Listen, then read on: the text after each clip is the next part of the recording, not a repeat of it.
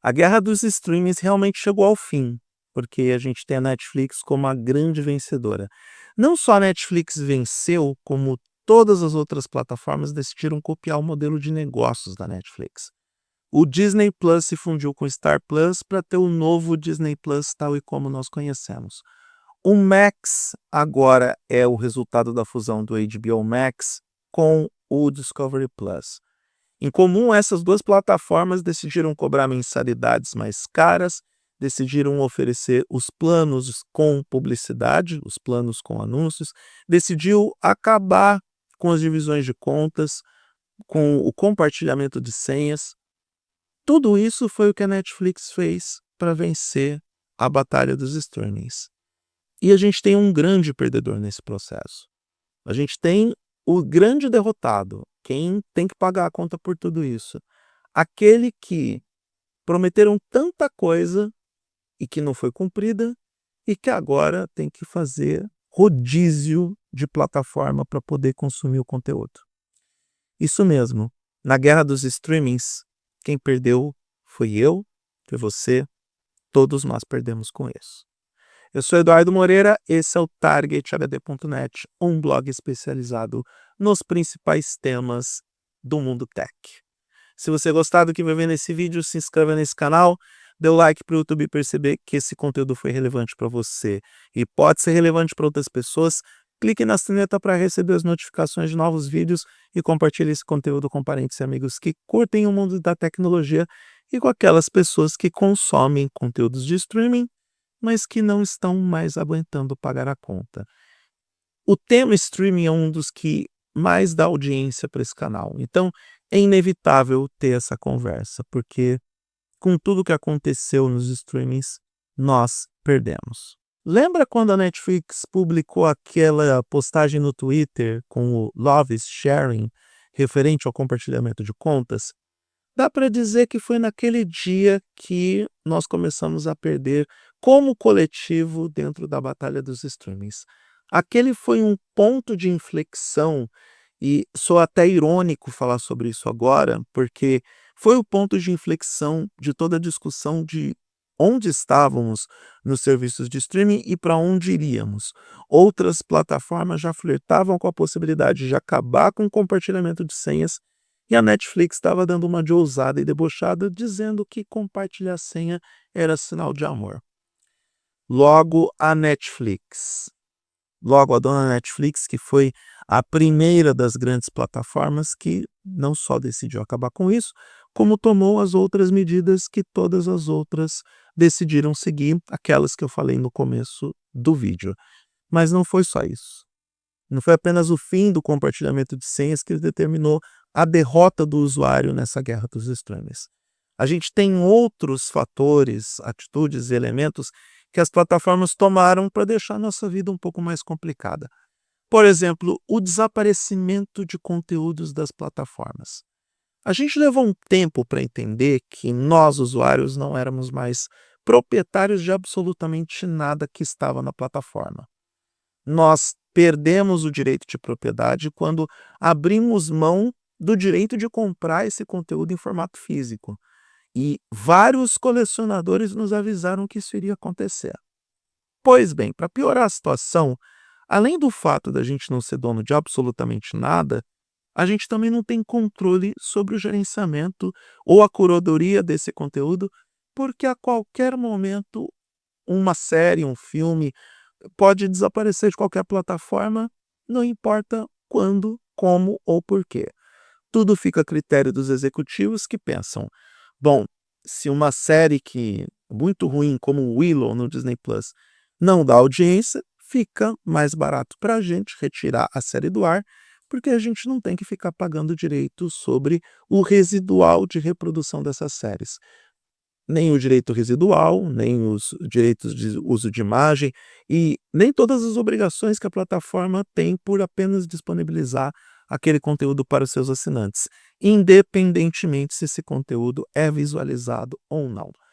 Esse desaparecimento de conteúdo, ele complementa o que é a tragédia dos planos básicos com anúncios, porque também nesses planos com publicidade, a gente paga para ver anúncios e em troca a gente tem menos conteúdo.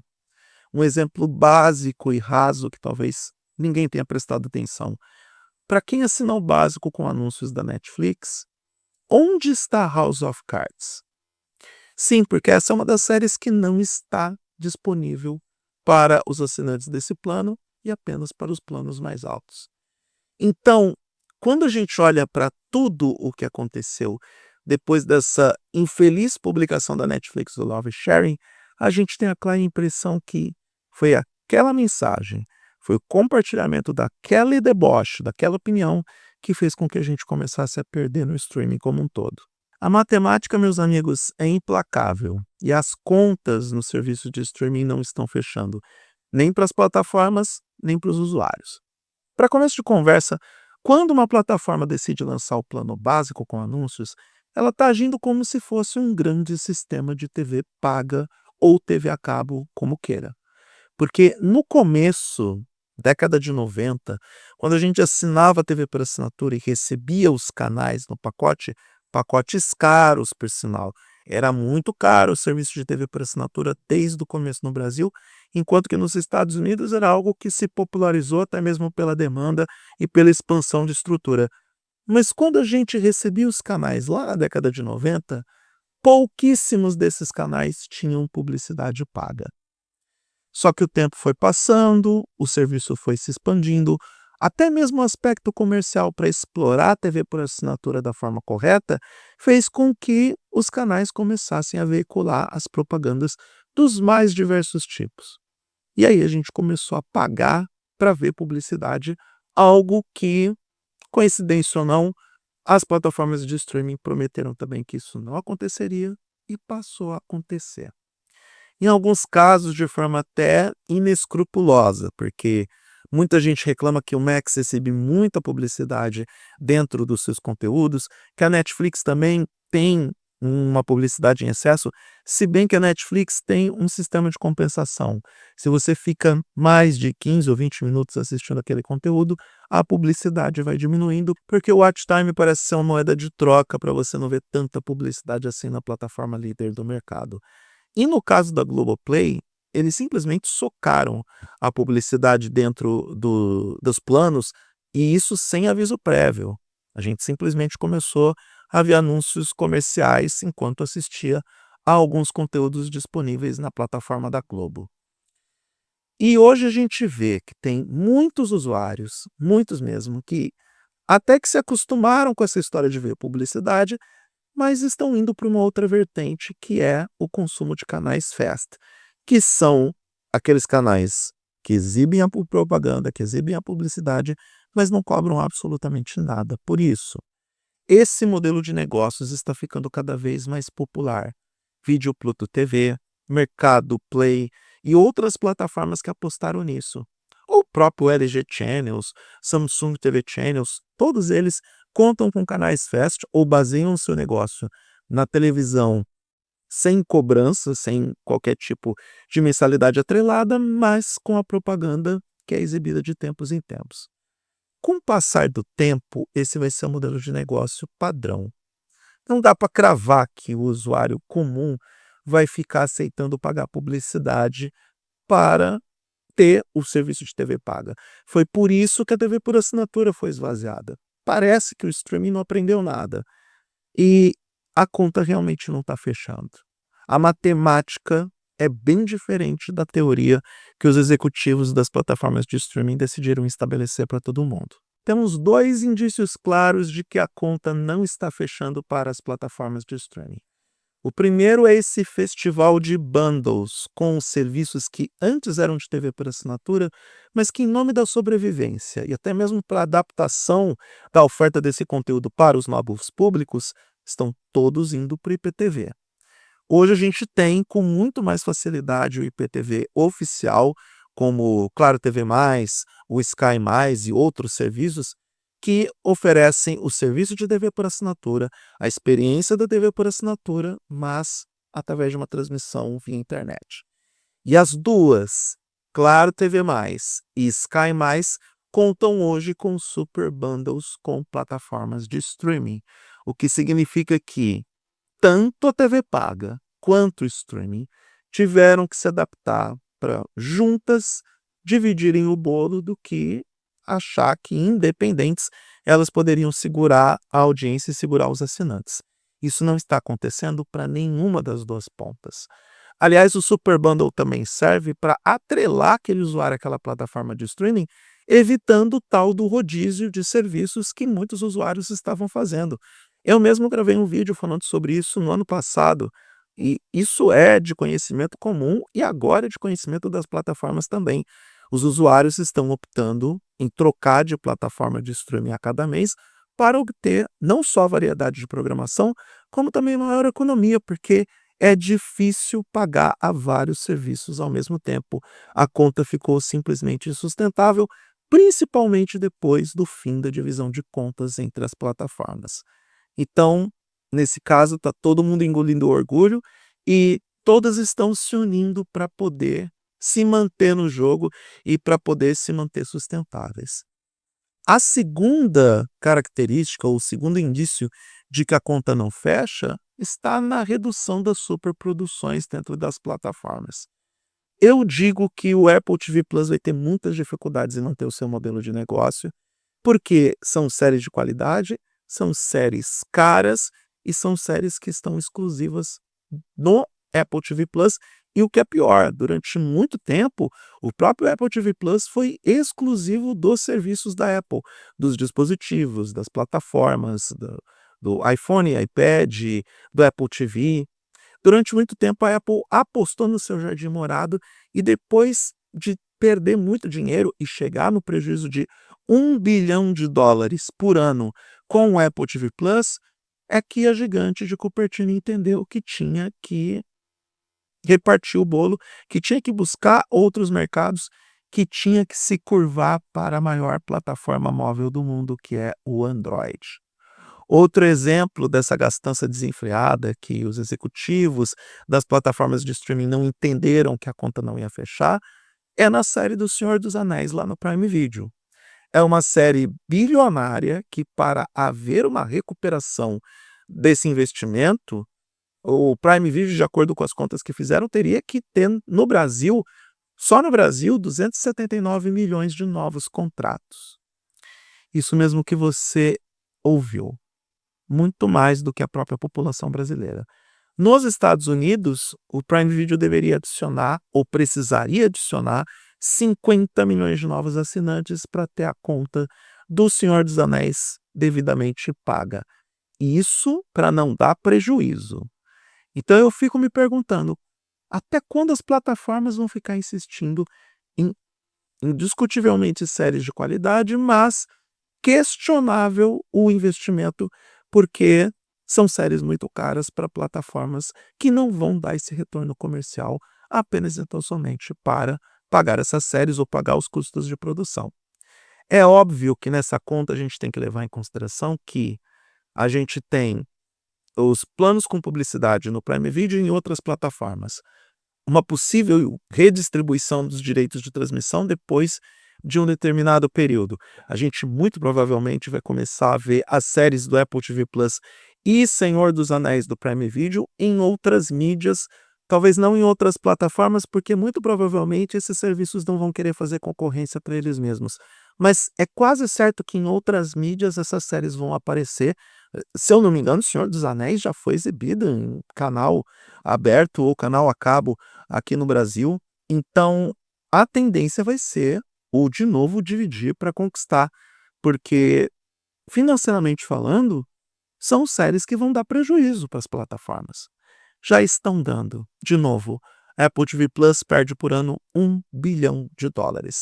E tudo que investidor da Apple, acionista da empresa, mais detesta é ver esse prejuízo acontecendo, esse dinheiro escoando pelos dedos do Tim Cook, ou do Jeff Bezos, ou de qualquer outro executivo que dê as cartas e as decisões dentro das suas empresas. Aí a gente olha para a Netflix e vê que ela venceu a guerra dos streamings, mas veja bem como que ela venceu. Ela durante uma década teve prejuízos subsequentes. Foram 10 anos perdendo dinheiro, 10 anos torrando dinheiro dos investidores para só agora obter o lucro. E ainda assim, A Netflix ainda tem que fazer investimentos suntuosos, principalmente nos direitos de transmissão de alguns eventos esportivos. Comprou o WWE Raw, que é aquela proposta de luta livre que o americano adora, conseguiu os direitos de transmissão nos Estados Unidos para o streaming das Copas do Mundo Feminina de 2027 e 2031, conseguiu os direitos dos Jogos de Natal do futebol americano, teve que apelar até para a luta de boxe, e aqui eu estou sendo irônico, porque não dá para chamar de esporte, entre o Jake Paul e o Mike Tyson. Então, todo o trabalho que a Netflix tem para poder se manter lucrativa, para manter a roda girando, agora que conseguiu lucro, vem de uma década de prejuízos. E as demais plataformas, os demais estúdios, todos os outros que decidiram entrar no serviço de streaming, pelo visto não perceberam e não entenderam em todo esse esforço e trabalho que a Netflix teve para ser lucrativa depois de muito tempo. Eu não tenho certeza se os investidores e se os acionistas da Warner Bros. Discovery, da Comcast, da NBC Universal, da Apple, das demais plataformas de streaming, se eles terão tanta paciência quanto os investidores e os acionistas da Netflix tiveram. Porque apenas e tão somente na base da paciência é que se explica por que a Netflix teve tanto orçamento para poder desenvolver as suas séries, seus filmes originais, isso porque até os filmes originais da Netflix perderam qualidade. Não dá para comparar o abismo de qualidade entre Roma e Emília Pérez, apenas para dar um exemplo.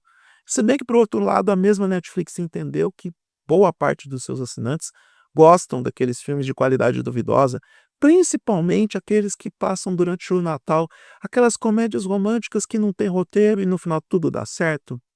Então, a Netflix está lucrando muito com isso. É parte da base do lucro da plataforma líder. Então, dentro dessa reflexão, a gente entende em partes por que a Netflix venceu. Mas eu me pergunto se as demais plataformas entenderam e se vão seguir o modelo de negócio. Modelo de negócio que é sustentável para a Netflix, mas para, sei lá, uma gigante dentro do cinema como a Universal e a Warner, pode não ser um modelo de negócio tão aceitável assim, porque elas são grandes demais para que tudo funcione.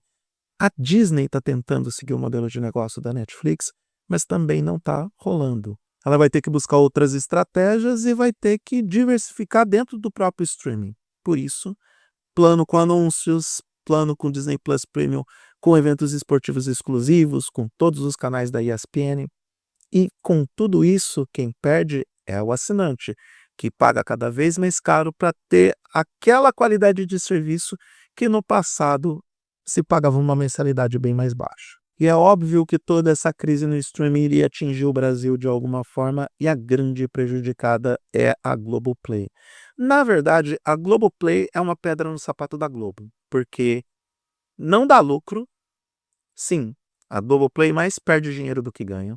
Se tornou o ponto final do consumo de conteúdo da Globo, porque com a queda de audiência da TV aberta, o Grupo Globo usa o canal Globo, a Rede Globo TV aberta, como plataforma para que as pessoas acessem a Globoplay, mas tudo isso também está pautado em um modelo de negócio com público-alvo que talvez não esteja tão disposto a gastar tanto dinheiro assim para assistir aos conteúdos da Globo. Principalmente depois que a gente descobre que 4 entre 5 pessoas que assistem ao Premiere no Brasil não pagam por ele. Essa estatística está tirando o sono dos executivos da Globo. Está tirando o sono dos executivos, está tirando o sono dos times de futebol e coloca em xeque o modelo de negócio da Globo com muita força. Coloca em xeque o modelo de negócio do streaming da Globo, que não é tão sustentável quanto parece, e que tem como grande concorrente, olha só quem diria, a versão IPTV do Gatonete. Aquelas plataformas alternativas que oferecem vários canais, que oferecem recursos tão interessantes quanto os recursos da TV por assinatura, que tem, em muitos casos, uma qualidade de imagem boa, em alguns casos melhor do que as plataformas oficiais.